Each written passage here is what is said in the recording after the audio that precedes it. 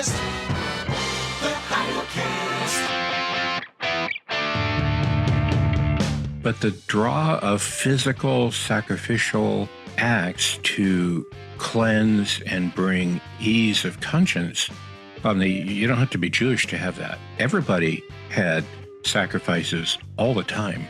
So Greeks and Romans and Jews together, it really made no difference. They were all doing physical animal sacrifices. The opinions expressed in this program are those of the host and do not necessarily reflect the views of this station, its management, or its advertisers. Listener discretion is advised. Ladies and gentlemen, the story you are about to hear is true. The names have been changed to protect the innocent. And now, Scott Clark. We're putting the band back together. Guess you guys aren't ready for that yet.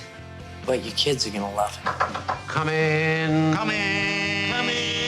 We're here. It's the Heidelcast, the podcast devoted to recovering Reformed theology, piety, and practice. We talking about practice.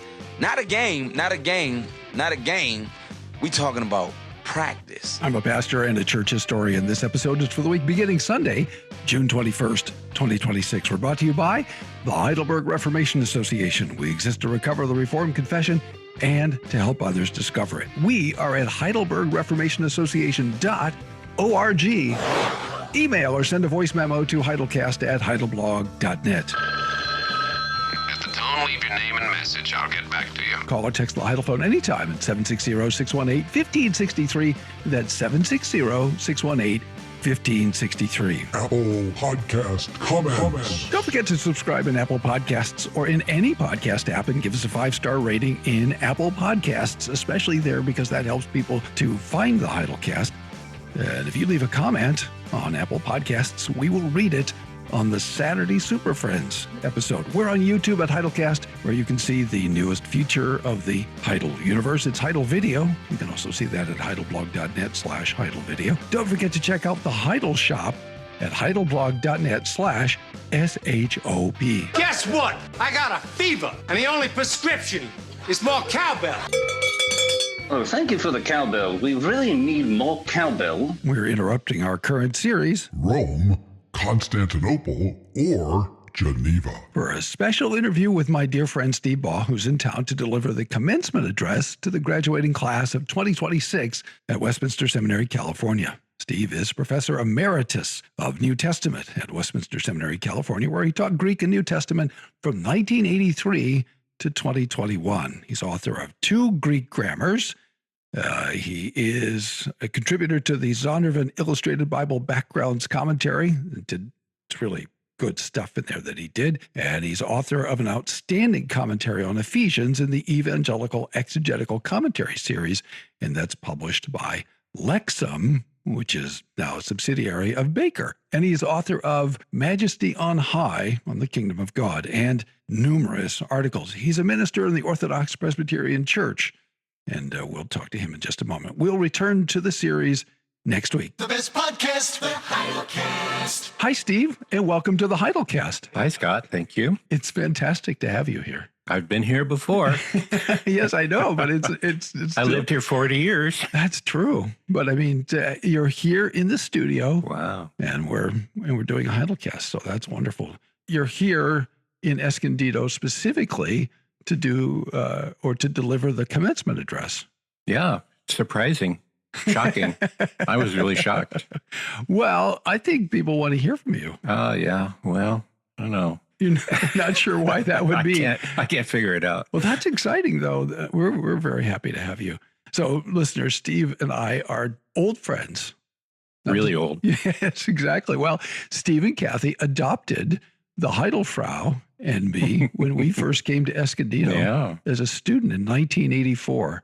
Yeah. So this is how long ago this was, as Harrison Perkins and Scott McDermott often say to me, in a previous century. Yeah, that's true. It's true.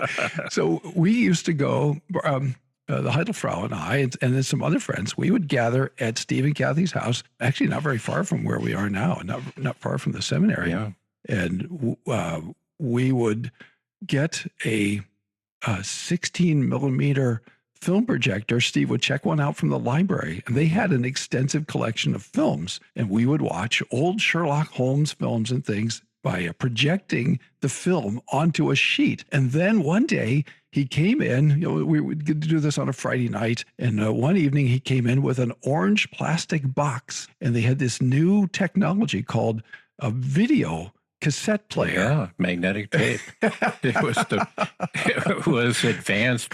Yeah, that was advanced technology. And we could watch the movies now on the television. So that was pretty exciting. I thought watching the 16 millimeter film was a lot more authentic. Well, yeah, it was fun. It was a bigger picture and everything. But for convenience, those were good days. Yeah, we had a lot of fun. Yeah. So Steve got me started with one of the guys who got me started with computers. Do you remember sitting on the couch reading Bits and Bytes? I have a clear memory of seeing an advertisement for a thing called a hard drive, and it stored 10 megabytes. Oh, such room. I mean, what are you going to do with all that room? That's exactly right. I couldn't fathom. I thought at that time I was working with mini discs, 256 kilobytes, I guess. I don't remember. Yeah. Anyway, and a quarter of a megabyte you could store on one of these discs. It's incredible. Yeah. We'll never fill that up. No, that's what I said. I said, well, let's see. That's a lot of discs. Yeah. What are we going to do with all that? I know. We could not have fathomed in 1985, 84, 85, that, here we would be carrying around a phone. We call it a phone, right? A mini computer in our pockets. Yeah. So the size of a given podcast is about maybe 30 megabytes. Isn't that amazing? Yeah. If we do an hour podcast, it's about 30 megabytes or so. I know. It just downloads to your phone, and it downloads in a jiffy. I think, and we collect all these things on our discs, and we think, oh, great, I've got this. And then you never look at it or digest it. Yeah. To read and digest are two different things. Sure.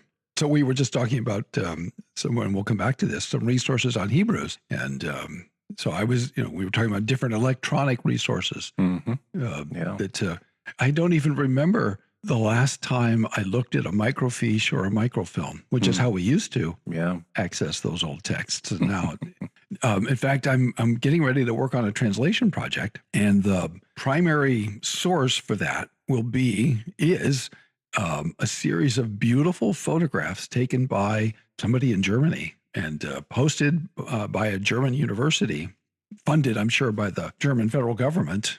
So that's how I'm going to access that text. So, in fact, it's actually going to be easier than what I was doing when I was in the UK. Even though I had the actual text in front of me, the physical medium, it was a little bit difficult to work with because it actually hadn't been opened very often. And so the vellum binding was very stiff. Yeah, oh, interesting. And then they had very strict rules, understandably. When I first started, you could open it and you could use the old book stand with, pegs and strings to hold it open. And then they said, well, no more of that. You have to lay it out on a piece of foam, and you have to hold it open with beads, weighted beads. Wow. And you have to wear gloves to handle it. Yeah. And that changed everything. That made it. Tell your listeners that vellum is sheepskin. Yes. Literal sheepskin.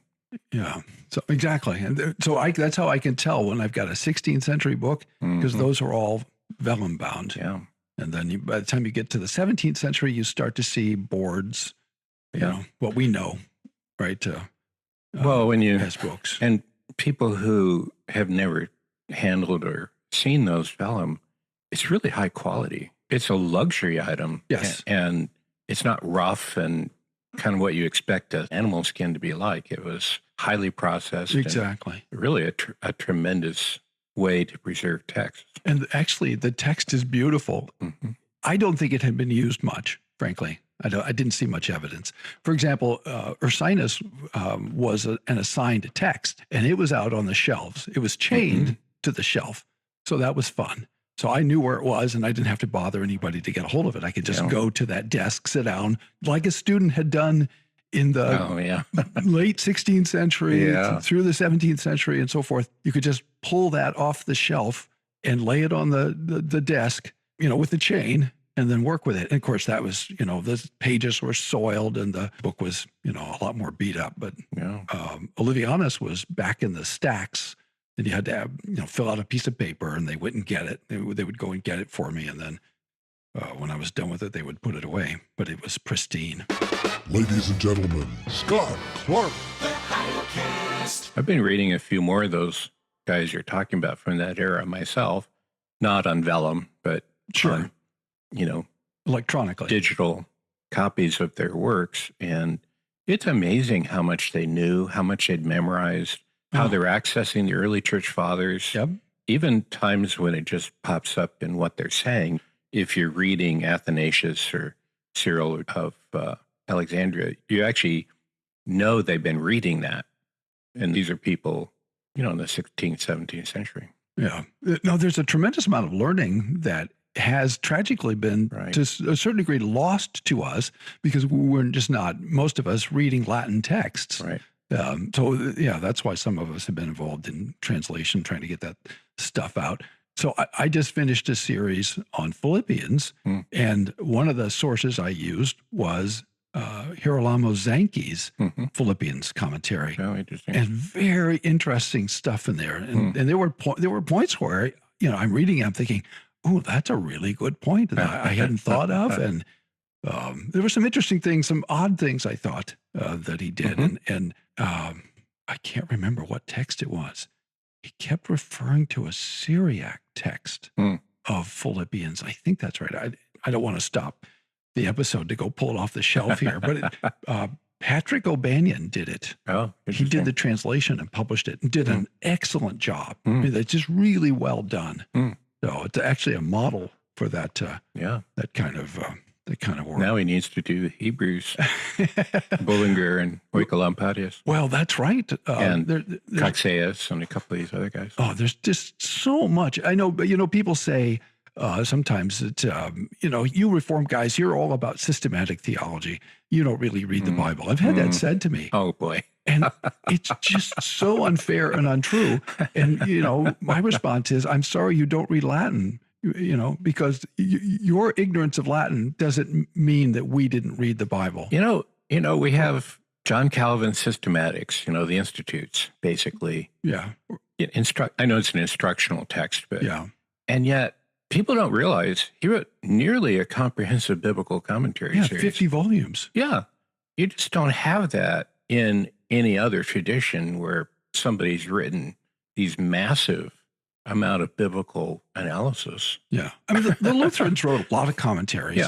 But the same guy writing, a huge commentary series through the Bible and then a system. That's right. It's relatively unusual. And the fact that we're still reading Calvin, New Testament guys and Old Testament guys, so Bib studies scholars who typically don't necessarily read older commentaries, 500-year-old commentaries, are still reading Calvin because it's so lucid. Yeah. He was so disciplined because he was a humanist, and he paid attention to the original setting and to the authorial intent of the human author and the grammar and the genre and all those things that we value so much, or at least we should. He was doing that, and he did it, as he said, clearly and briefly. By the way, which is not always true of some of the older commentaries. So shameless plug. Yeah. So I retired from the seminary in what you said, 2021. My memory's a little foggy on when that happened because I did come back and teach a little bit. Yeah, first thing that goes is short-term memory. Yeah, well, anyway, carry it's on. not just that. I did teach a little bit afterwards. Yes. But the commentary series that I was really interested in, I was contacted for, and then eventually the contract came through, and I am now committed to doing it, and I'm doing it, is a new series that's not really been publicized by Crossway, and it's called the Reformed Exegetical Theological Commentary Series. Complete Bible, different authors or commentators on each book of the Bible. A couple of them are seminary professors here at Westminster, California. Others are at Reformed Seminary or Westminster, Philadelphia. The fellow I'm working with directly, one of the editors, is in Australia, Murray Smith. And It's very refreshing because this is a Reformed series where they're encouraging you to interact with the Reformed tradition, both with the confessional tradition and with Reformed commentators from before. So I'm working with Calvin and Bullinger, Euclid, and Padius. I have Coxaeus, but I don't have a clean copy of his Hebrews commentaries. I need to acquire that. And, I have to dust off my Latin because not all of them are translated. Yeah. Even when I'm reading Calvin, I do have the Latin of his Hebrews commentary. And sometimes I prefer that. It gets a little more accurate when you're looking at the Latin. Sure. For Calvin, we have a 19th century translation of all his commentaries. And then in the 1960s, we got a modern edition done by T.F. Torrance, or edited by T.F. Torrance. And the Torrance edition is a nice edition. In fact, I've been looking for one, and I can't find the set. It's out of print and not available. But I have some of those volumes. But the Old Testament commentaries, the way the Victorians translated, sometimes makes you really want to go back and look at the Latin text, because they lost some of the crispness, and they had a tendency to paraphrase somewhat liberally without telling you. Or just omitting stuff. Sometimes they just didn't think, well, this isn't very edifying, or we don't think this is important, so we're just going to omit this stuff. Yeah. So, yeah, you're right. And his Latin is very good. I mean, he was a great Latinist, and of course, his French was transformative of the French language. So I'm going to tell a secret. Yes. So don't anybody repeat this. Okay. Keep this to yourself, listener. Don't tell anyone. So I spent my career teaching Greek and, New Testament. But when I came to the seminary in 1982, I'd had 3 years of classical Greek. But then I also did Latin. I did a classics degree. And I really was good at Latin. Yeah. In fact, my Latin was better than Greek. Oh, interesting. And I was thinking, I should be a church historian. Is that funny? So that was my intent, is to be a church historian. And because I've never known anybody that wants to be a church historian. It seems like it's like the dregs of society, Yeah, exactly. Don't tell anyone that. Don't tell anybody. So then I was elevated to New Testament. Yeah, exactly. Well, it's funny because while I was just contemplating in the abstract grad school, one of the things I thought about was New Testament, because I had enjoyed doing my work in the New Testament and translating, and I'd spent a lot of time in seminary reading New Testament studies and translating. Yeah. And so I think you're very good at New Testament. And I've always appreciated the fact that you did Greek undergrad and as well as Latin. Once you do Greek and Latin together, they reinforce each other. Oh, so yeah.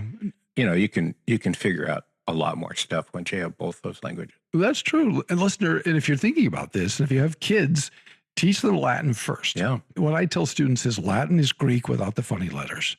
They're cousins. They're cousins. And once you learn how Latin works, Greek will, there's still things to learn, but you'll understand the structure of the language. You'll understand the grammar. And English. And English. That's true. It will absolutely transform your English. Yeah. I did not understand English until I learned Greek and Latin. Likewise. And then my English, all of a sudden English made sense. Yeah. You know how to use who and whom. Who is the nominative and whom is the accusative or the dative. But the conclusion of my story is that I really let my Latin lapse. Yeah. And now I'm coming back to it.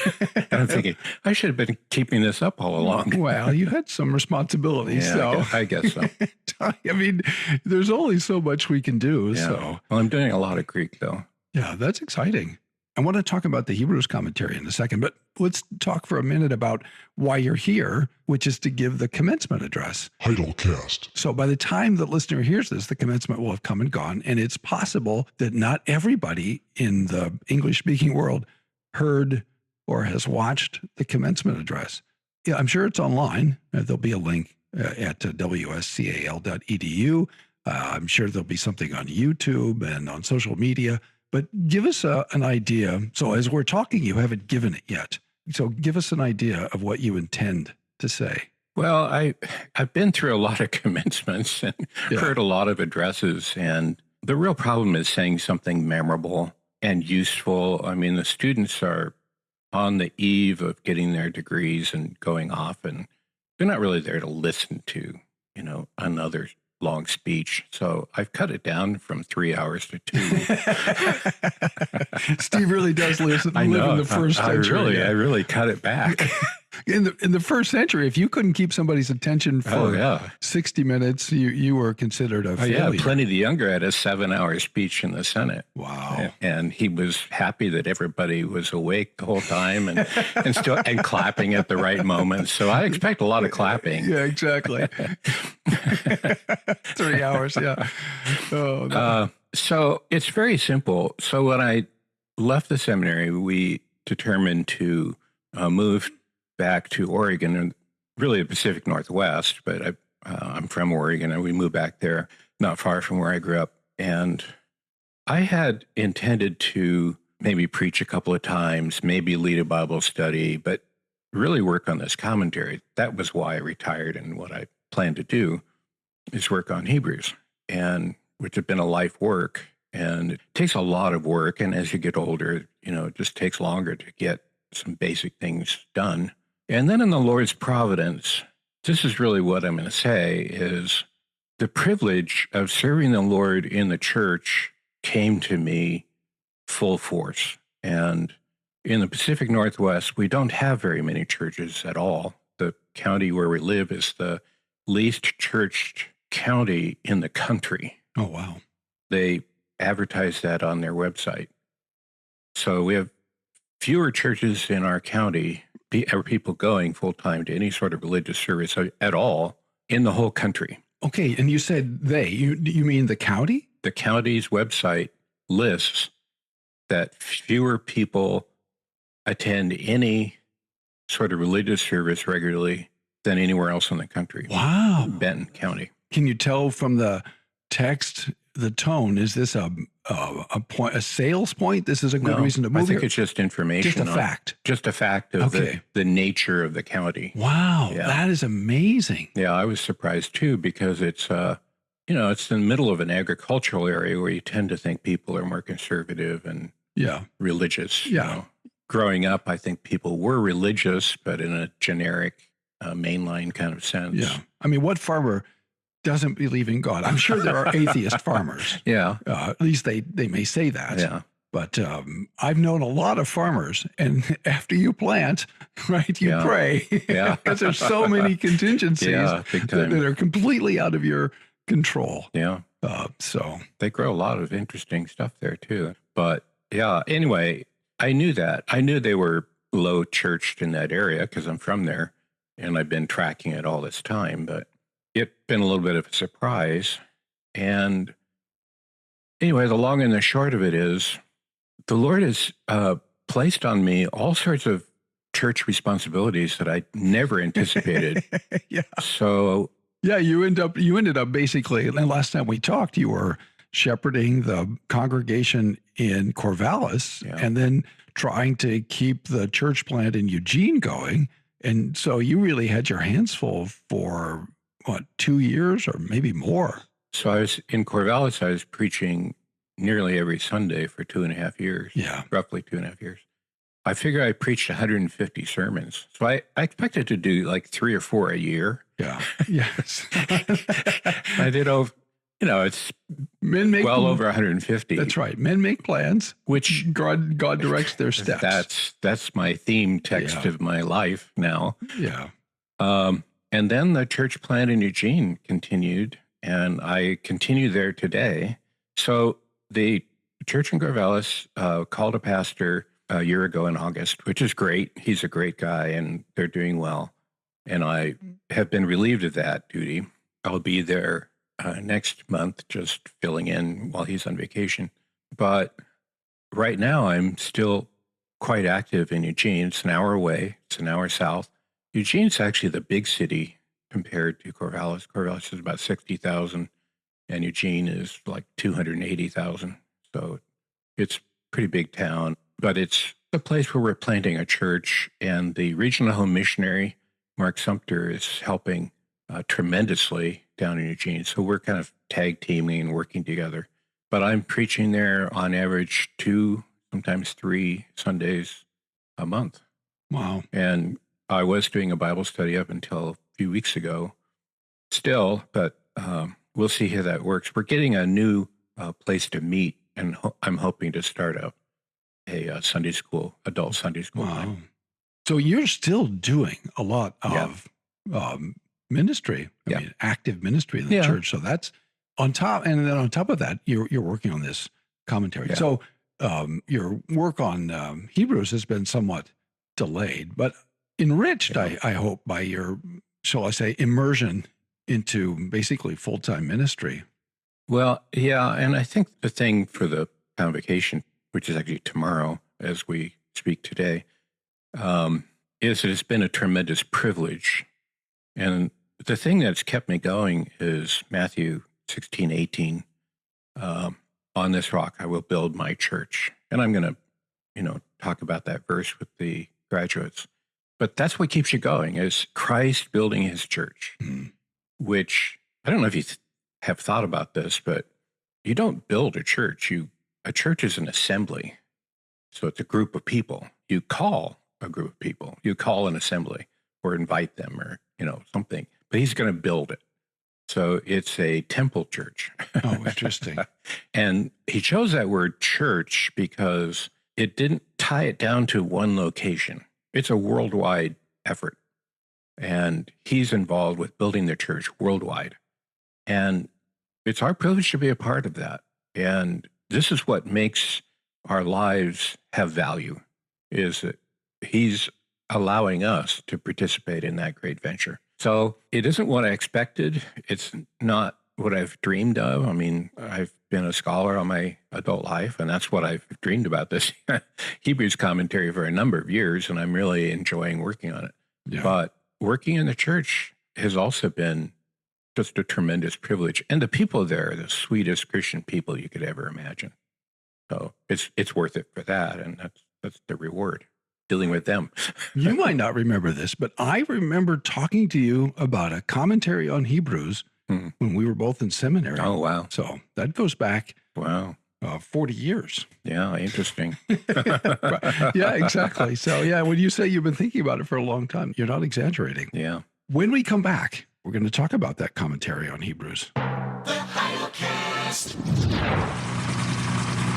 Trying to get my goggles just so before takeoff. Oh, there we go. Well, my pilot's license is still on hold, so I'm making deliveries in this ultralight. It's a little windy, but it gets the job done. The Heidelberg Reformation Association is also getting the job done. We're helping listeners, viewers, and readers across the globe to discover Reformed theology, piety, and practice. Speaking of practice, my last landing was a little rough. I think I need to do some touch and goes. Anyway, we're still in the air and on the air because of your prayers and support. Help us help you by making a tax-deductible donation by clicking on the donate button on the Heidelblog or by sending a check to the Heidelberg Reformation Association, 1637 East Valley Parkway, number 391, Escondido, California, 92027. Call or text now, 760-618-1563. So we've been talking about Hebrews some, and you've been working on it for a long time. Just tell us, most people listening have probably not written a commentary on a book of the Bible out of the original languages. And I'm just guessing that that's the case. So give us an idea, who haven't done that, a little bit about what the process is like. What's the first thing that you did in order to begin to write this commentary? Well, I taught the book of Hebrews at the seminary. That helped. But for the commentary, the first thing I did was break down the Greek text into what I think is its original form, and then I scanned the whole book. Yeah. Which you and I know what scan means. Yeah, what does that mean? It means to evaluate the syllables for being long and short. Okay. So it's like poetry. It's what you do. Which is how Greek poetry works. Okay. So when scholars talk about the author of Hebrews quoting a hymn, they don't scan the text. So it's not poetic. It doesn't have a regular meter. And anybody who's sung a traditional hymn knows that there's meters that are actually marked in a hymn book. If you look in the back of the Trinity Psalter hymnal, one of the indices, and I use this all the time, lists the meter. And if you look at the bottom of the page, it'll say 7676D. And so, for example, you go and look at that index and you look for all the numbers. I would look for all the Psalms that are 7676D. So then if the meter matches, it doesn't matter what the tune is exactly. I mean, maybe some tunes are probably more fitting than others, but the meter, if the meter matches, you can swap tunes. And I do that all the time. And we all know what meter is. We just don't think about it. Right. Well, ancient Greek had meter too, because anytime you sing, you have a metrical form. And the Greek meter was very technical, very well established. It's interesting to read ancient literary critics who would evaluate the meter of prose texts. So they would talk about this. They called it rhythm when it's not a full poetic line, but had a partial line that had metrical features to it. This was a virtue for classical authors. When you read Cicero, right, he's very careful about how he writes. And in fact, this is true. One of the reasons why Calvin is so pleasing is because he actually, like a good humanist, paid attention to things like meter. And in fact, one of the things to which I tried to call attention relative to the Heidelberg Catechism is the Catechism answers have a meter, a rhythm. And it was intentional. One of the frustrations I have with some of the modern translations, for example, the one done in the 1970s by the CRC, is they basically blew up the meter because they didn't pay any attention to it. And they made it sort of bloated, if you will. And whereas the catechism was intended to be compact and the meter was intended to help people remember it. And so we lost that with some translations. Probably that's true with some Bible translations too. Yeah. Well, the meter's not as important for prose texts as some people make it out, but it at least gave me an idea of how his meter works. And he does have favorite ways to end lines, but the main thing is evaluating the form of the text. The versification sometimes is, accurate and helpful, but sometimes it's quite inaccurate. And I think you see that in Hebrews 2, where he quotes Psalm 8. And the quote of the psalm ends in the middle of Hebrews 2:8. Yeah, that doesn't make sense. It's really not helpful. I also think the chapter division, which was invented earlier, sometimes is quite unhelpful. Yeah. I believe Hebrews 11, really, you have to read it through to 12:4. Interesting. Yeah. No, so, listener, you need to understand that the chapter divisions that we have are conventions, but they're not part of the original text of Scripture. The chapter divisions and the verse divisions, the versification, those were conventions. I think it was Robert Stephanus who did the versification in the 1550s. And the chapter divisions are medieval. And so for many centuries, in fact, I see this all the time in, for example, Livianus, he will just give you a chapter reference. He doesn't give you a verse reference until later. And he didn't seem to accept or pay attention to or think very important the verses. And then as time goes on, you start to see people giving, as we say, chapter and verse. So don't be disturbed or surprised. I just want you to know that those things are tools like your headings. You're looking at your English Bible and there's a heading.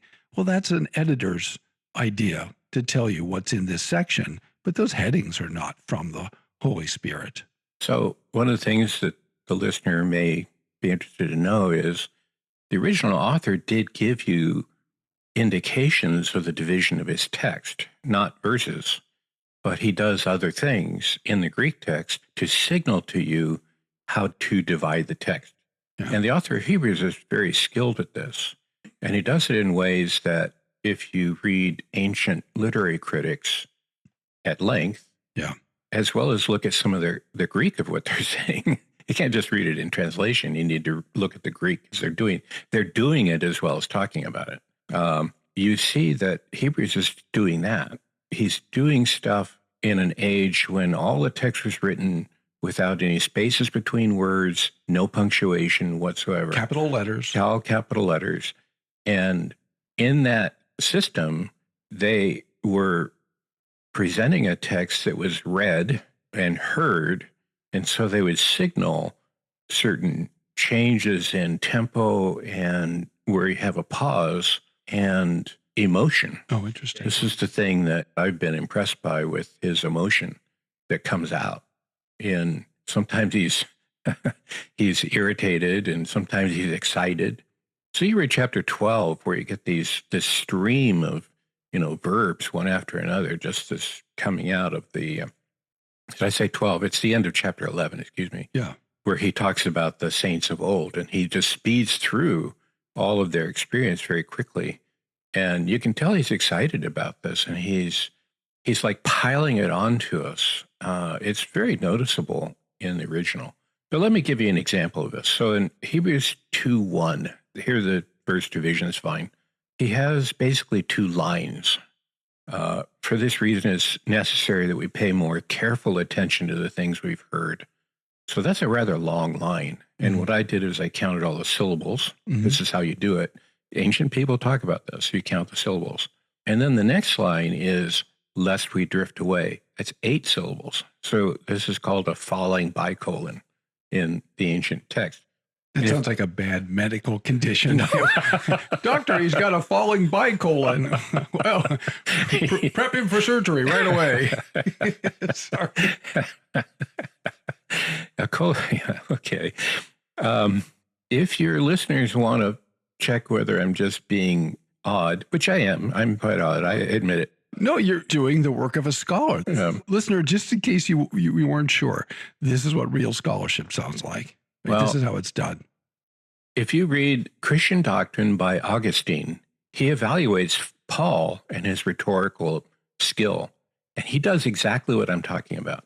He divides the text into different lines and talks about the emotion and the speed of it by dividing it in these kind of lines. Yeah. And a falling bicolon, by the way, is from Cicero.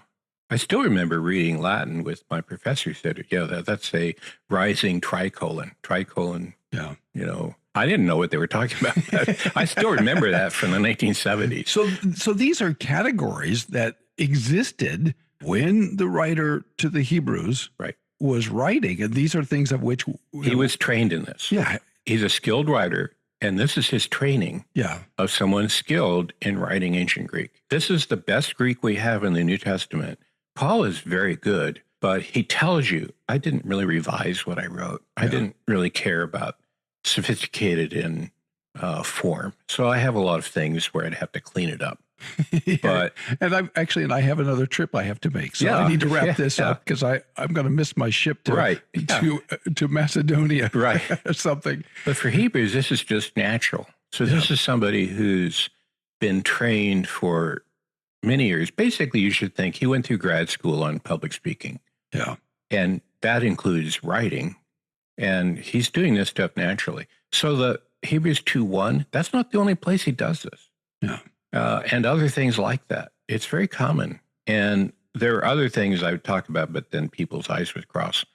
This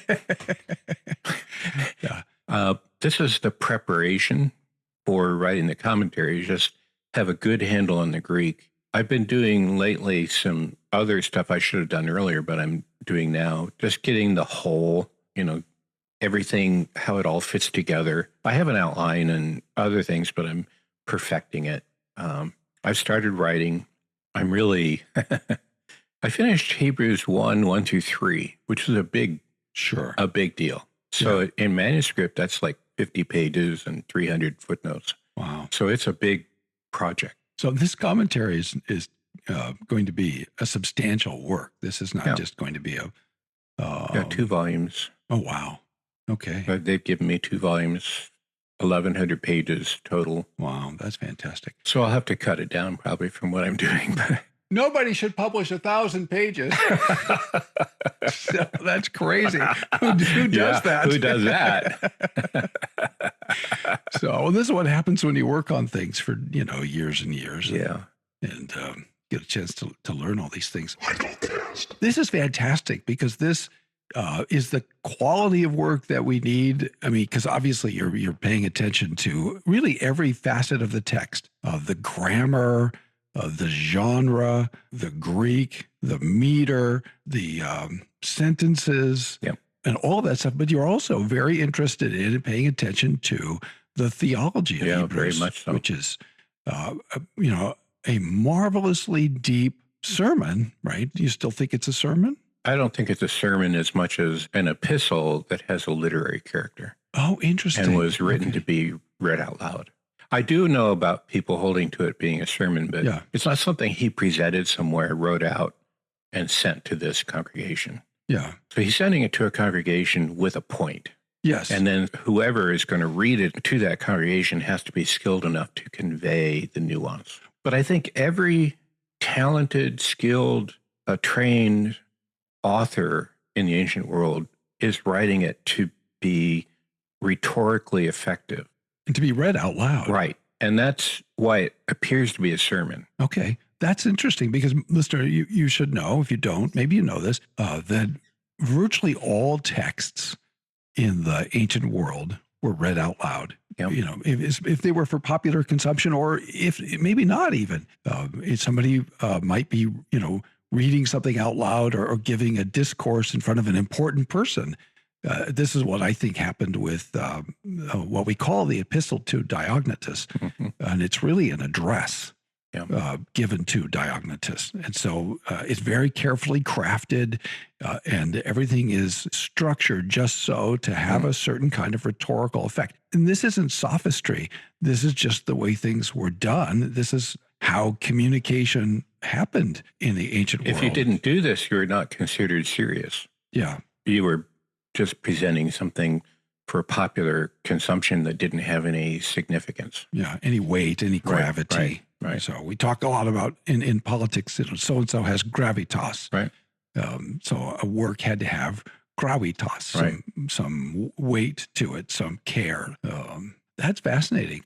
Do you remember when we did the oral commentary on Hebrews when we were together at the seminary? So we were in the studio and I interviewed the whole faculty, including you, on Hebrews. We went from 1:1 to the end of the book. Oh, yeah. So no. Well, yeah, because you were in there. You were only in there a few times. Well, actually, you were in there several times. Oh, so that whole commentary is oral commentary. Yeah, we were. Well, I mean, that's how I think of it, where we discussed every passage, every part of Hebrews. I should probably listen to that.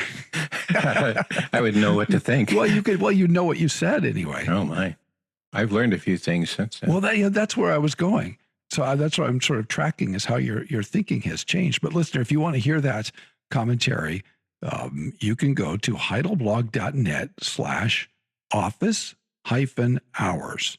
And otherwise, you can just search and find it. And it's on the resource page, heidelblog.net/resources, if you want to hear that commentary. Lots of people listened to that series, which sort of became an oral commentary on Hebrews, and it was very helpful. So one of the things that happens when you work on something is you keep learning, and as you keep learning, your thinking changes.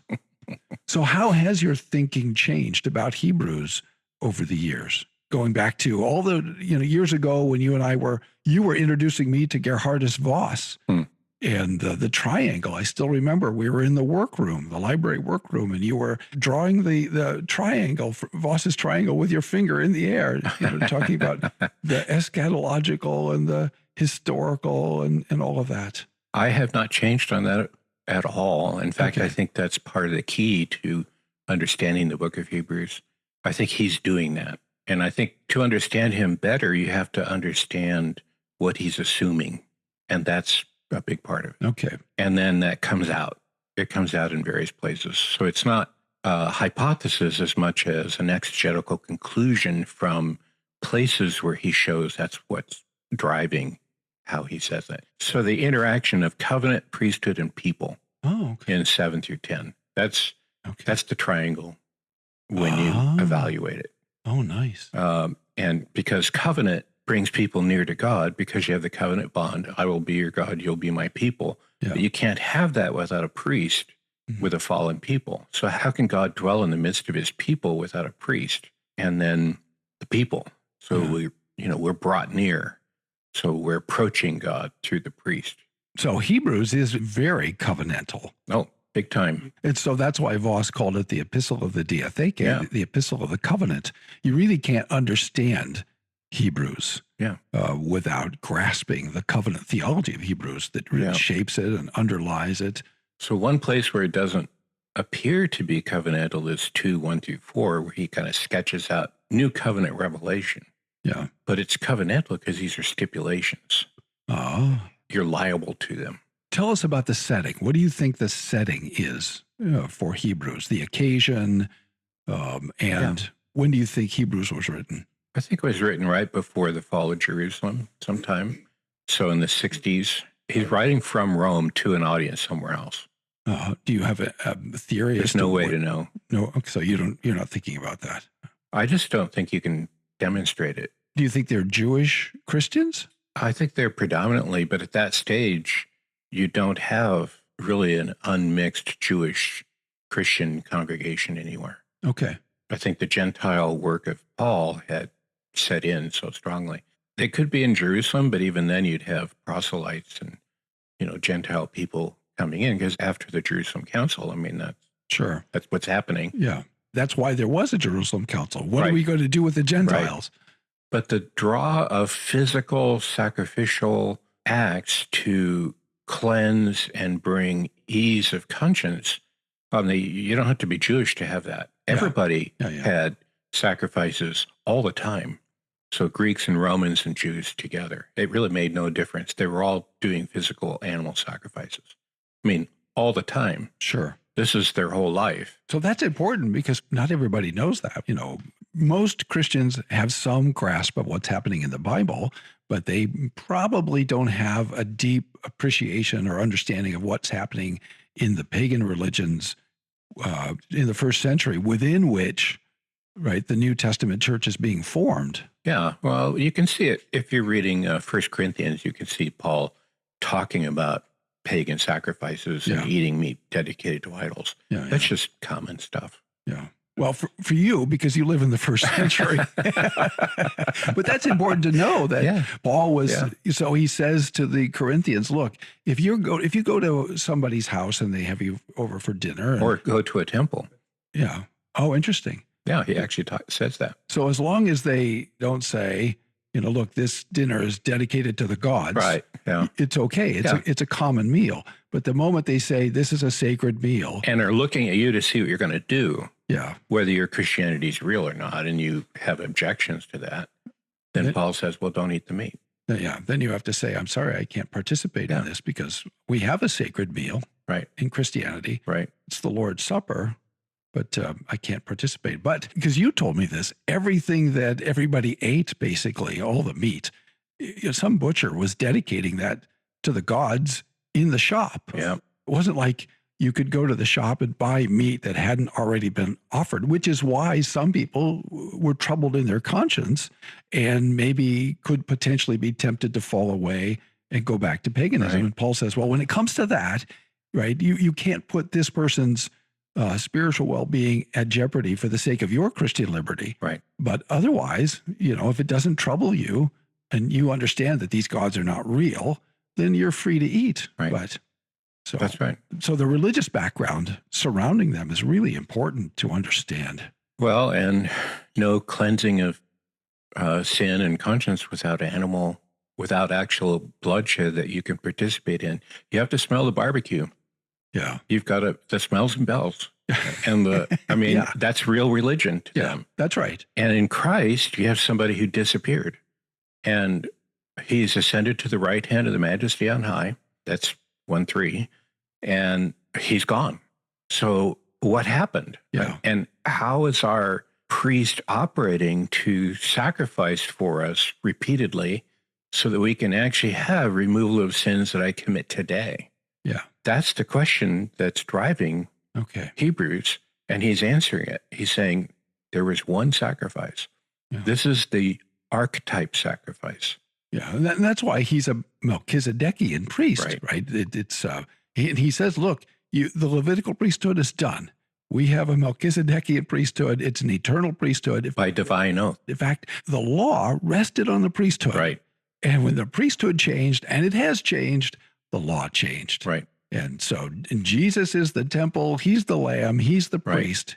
It's the law as it has regulations of worship. That's a clarification here. Yeah. We say law, people think 10 Commandments. Yeah. When Hebrews is talking about law, you have to go to chapter 9 and how it opens.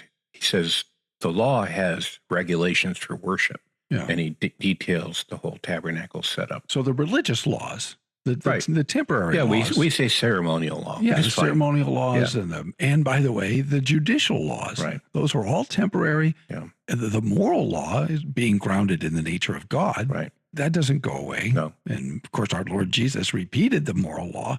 So we know that it's still enforced. And some of those things inform Hebrews' exhortations, by the way, at the end of the book. Exactly. Yeah. If there's no moral law, then the exhortations that the Hebrews makes don't make any sense because they presuppose the abiding validity of the moral law. This is the Heidelcast. I have two things I could say. Yes. That might be of vague interest to people. Okay. If their eyes don't cross when they... No, this is good. Yeah, please. I'm a little skeptical about whether what I'm doing is of interest to people. So let me give you two things, even three. Okay. So the first thing's quick and easy. So you have these people who are being tempted to abandon their confession of Christ. Yeah. That's the issue, is apostasy. That's the overriding issue, is apostasy. Keep that in mind. And going backwards. And if you add anything to Christ, like sacrifices, animal sacrifices, you're abandoning Christ. If you go back even to the legitimate, at its time, Levitical priesthood and all of its sacrificial system, you're abandoning Christ. You can't go back because that's the types, that's the shadowy sketches. And even those people, Hebrews 11, believed in Christ and confessed him, that was what they were looking forward to. And Hebrews is saying that. But you have these people who are in danger of abandoning Christ and apostatizing. What does he do? He doesn't hit them on the head repeatedly with an exhortation that is grim and harsh. He is the most winsome preacher of the gospel you could ask for. He presents the beauty of Christ and his sacrifice and ministry on our behalf, that he is our mediator by grace through faith alone.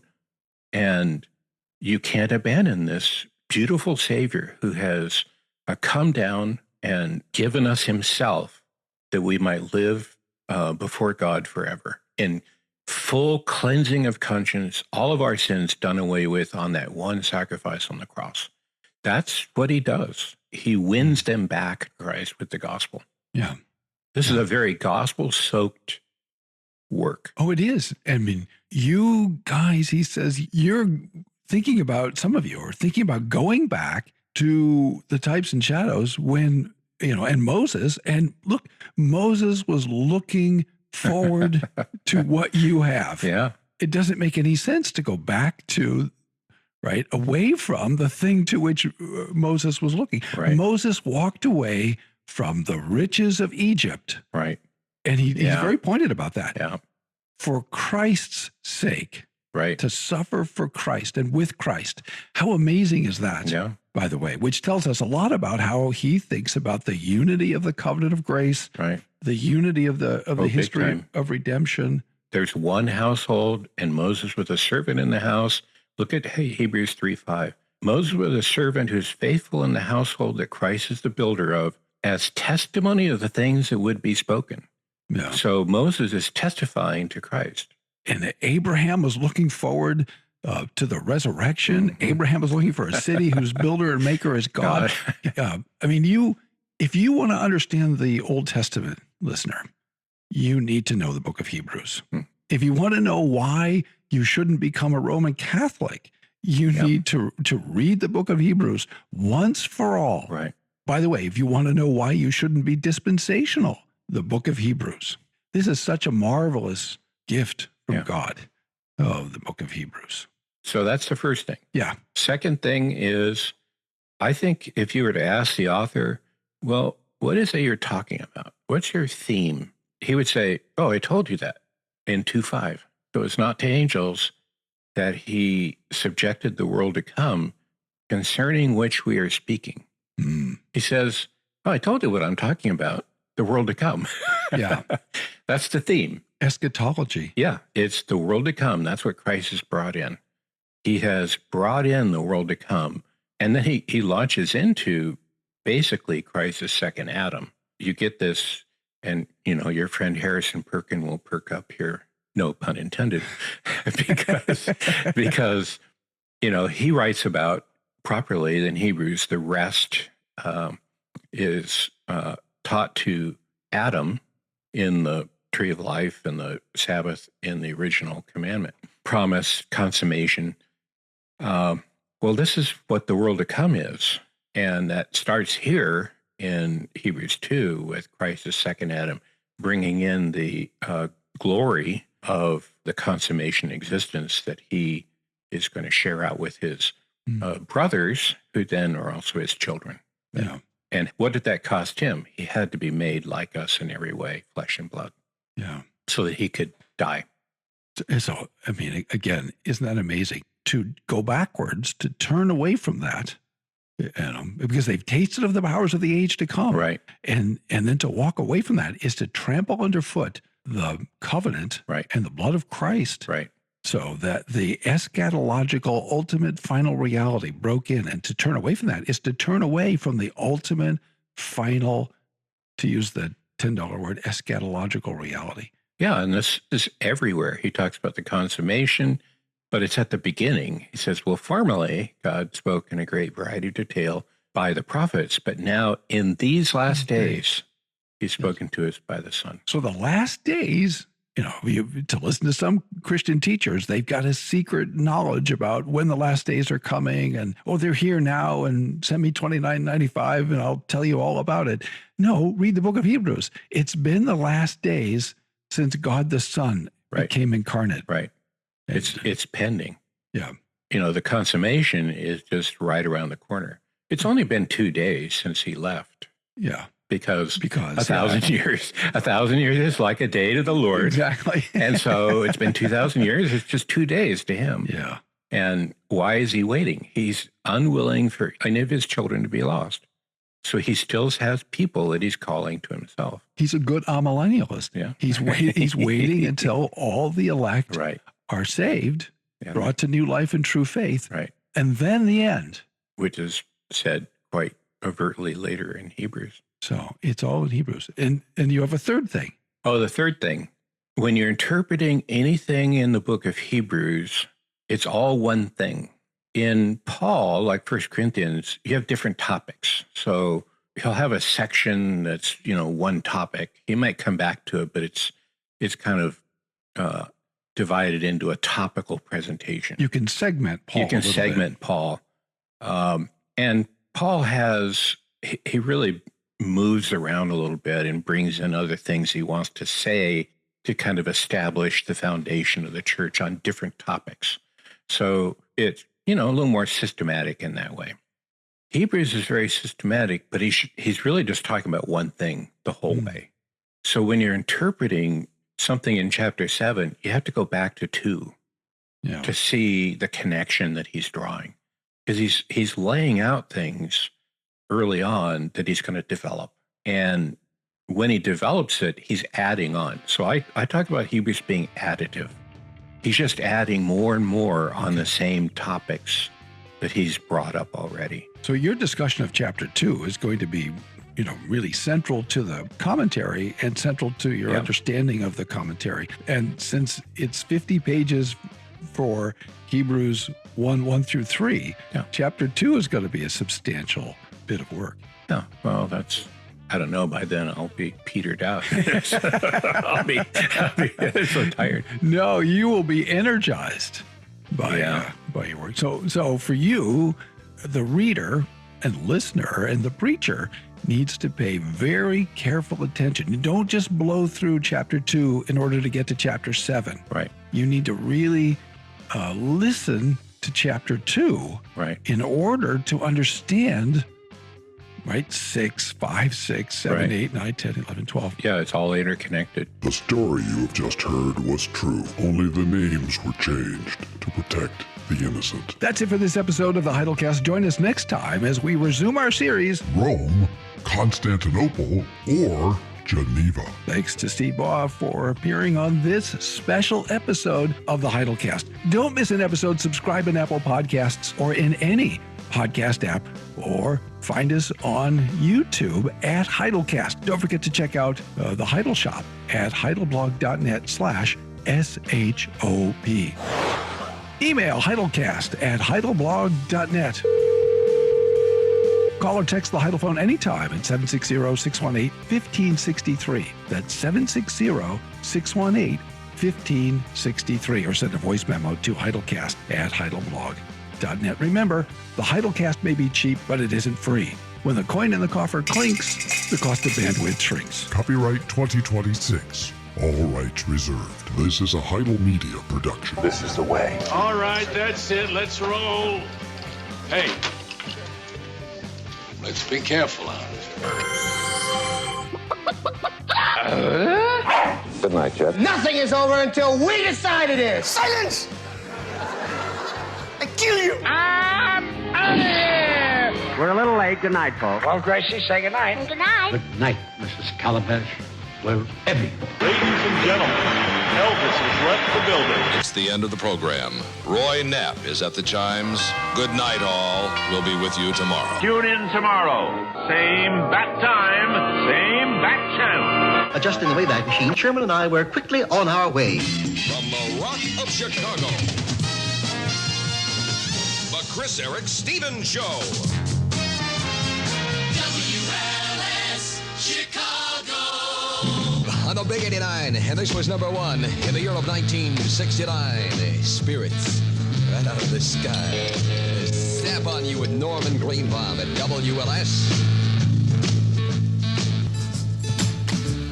I got a spirit in the sky. That's Norman Greenbaum at WLS with Chris Eric Stevens. Sears Weekend record sale is on till Sunday only, with a great selection of hit sounds and stereo albums at just $344 each. Great hits like Rod Stewart and the Faces, and Nod is as good as a wink. Paul McCartney's Wildlife, Badfinger Straight Up, Elton John's Madman Across the Water, and many more. Your choice of albums, only $344 each. Sears also has a free copy of WLS's hit parade list for you. Every 45 on it is yours at just 69 cents each. Sears Weekend record sale, it ends Sunday. Windy City weather. Well, a cold wave warning continues. I'm the only one in the world without a coat, too. Variable cloudiness, very cold with occasional snow flurries going on through Saturday. Tonight's low 0 in the city, 10 below in the suburbs. High tomorrow at 7 above. And tomorrow night's low at 15 below. The official Chicago temperature reading is 19 in the Loop downtown. I have 22 degrees at WLS, reminding you the March of Dimes is an organization that represents our foremost national effort to prevent and repair birth defects. Please help. Give to the March of Dimes today. Chris Eric Stevens. WLS. Thursday night in Chicago. Final score, Calumet over Simeon, 56-53 in basketball. Bowling down to South Shore, 71-69 in a close one. Talking about close, let's get about that way. Right now, honey.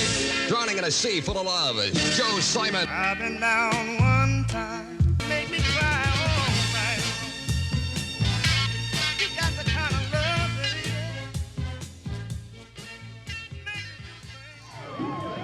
This is car 22. There are about 24 kids in there. Some of them have guns. You better get the sheriff's police here. We got trouble. I'm Joe Woods. Elect me president of the Cook County Board, and I'll do something about more funds for law enforcement. The proceeding was a dramatization paid for by the Joseph I. Woods Campaign Committee. WLS. WLS Most Music Time with Chris Stevens and the Green-Eyed Lady. This is Sugarloaf in all their sweetness from the Big 89, Chicago's 50,000-watt giants. From the Big 89, one hit follows another. In the Windy City with Chris Eric Stevens. Honey, I am going to assault your gypsy soul. Yeah. It's Brian Highland at the Big 89. I once went out with a gypsy-type chick, man. She put about as much joy in my life as an impacted wisdom tooth, and I don't need that aggravation, man. Hey, introducing new quart bottles. That's right, Coca-Cola Sprite and Fresca. In new quart bottles with a resealed cap you like so much. Isn't that great? Coke, Sprite, and Fresca in quart bottles you don't bring back. No deposit, no return. One big bottle serves 6 glasses over ice. Tell your neighbors, Coke, Sprite, and Fresca in resealable quarts now at your favorite store in Chicagoland. It's a handy new way to enjoy delicious ice cold Coca-Cola, Sprite, and Fresca from your Chicago Coca-Cola bottler.